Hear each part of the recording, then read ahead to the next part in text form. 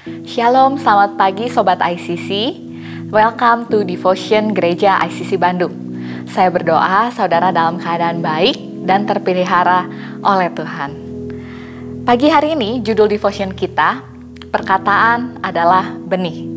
Saya mau mengajak saudara untuk membayangkan kita sedang bercocok tanam dan kita memiliki biji buah semangka. Kita tanam, kita siram, kita pupuk setiap harinya, dan tiba di saatnya kita menuai buah tersebut. Tentu pada saat kita menuai buahnya, kita akan berekspektasi untuk menuai buah semangka. Kita tidak memiliki ekspektasi untuk menuai buah melon, bukan?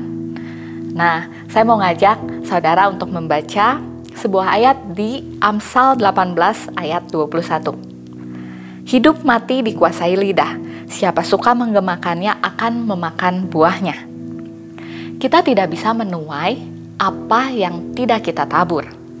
Jadi, kalau kita mau menginginkan menuai buah kehidupan, maka setiap perkataan kita yang merupakan benih yang kita tabur, maka kita harus mengucapkannya juga perkataan firman Tuhan.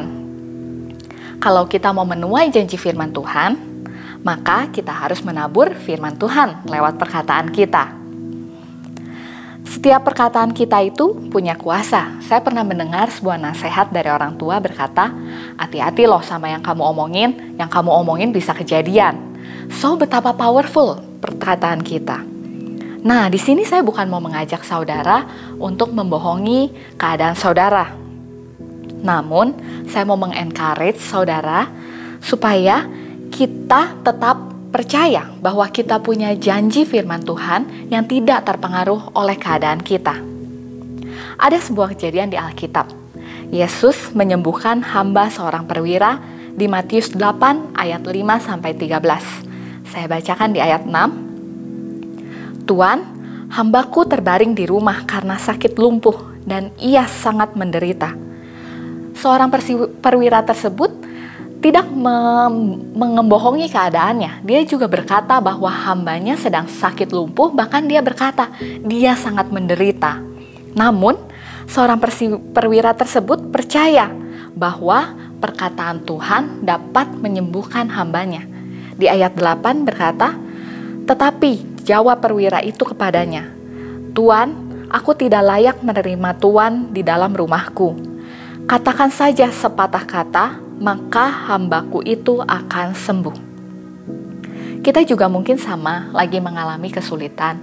Mungkin kita lagi sakit, bisnis kita lagi kurang baik, tapi kita tetap bisa mendisiplinkan diri kita untuk tetap berkata janji firman Tuhan. Misalnya, ya sekarang memang bisnis belum baik, saya masih struggle, saya masih mencari cara untuk jadi lebih baik. Tapi saya percaya masa depan sungguh ada. Atau mungkin kemarin toko lagi sepi nih. Iya emang benar toko saya lagi sepi kemarin, tapi saya percaya jalan orang benar semakin hari semakin terang benderang.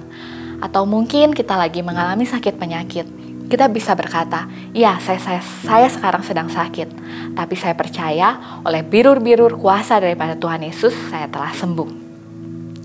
So, lewat perkataan kita bisa mengubah kesulitan menjadi kesempatan. Dan lewat perkataan yang kita ucapkan, kuping kita mendengar, dan benih itu tertanam dalam kehidupan kita. Daud pun memperkatakan kepada jiwanya untuk memuji Tuhan. Di Mazmur 103 ayat 1. Dari Daud, pujilah Tuhan hai jiwaku, pujilah namanya yang kudus hai segenap batinku. Di saat keadaan menghimpit, kita bisa memperkatakan firman Tuhan untuk membooster jiwa kita. Jadi, pertanyaannya adalah apa yang saudara katakan hari-hari ini? Mari kita katakan janji firman Tuhan dalam kehidupan kita setiap hari. Mari kita berdoa. Tuhan Yesus, kami mengucap syukur buat setiap firman yang udah tertabur dalam hati kami. Biar sungguh Tuhan kami mau mulai belajar, disiplin Tuhan untuk selalu memperkatakan janji firman Tuhan. Kami percaya dalam setiap struggle kami, dalam setiap kesulitan, apapun keadaan kami percaya janji-Mu iya dan amin, dan tidak terpengaruh oleh keadaan kami. Mungkin kami sekarang lagi mengalami kesulitan, tapi kami percaya Engkau yang membuka jalan, Engkau yang membawa kami semakin hari semakin naik.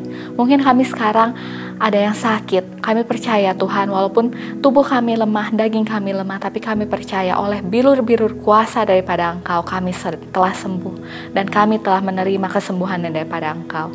Roh Kudus, pimpin kami untuk setiap hari Tuhan, kami mau mendisiplinkan Tuhan, apa yang keluar dari mulut kami Tuhan menjadi buah kehidupan. Terima kasih ya Bapa, kami menyerahkan hari ini ke dalam tangan-Mu. Di dalam nama Tuhan Yesus kami berdoa. Haleluya. Amin. Terima kasih saudara, Tuhan memberkati. Sampai jumpa di devotion berikutnya.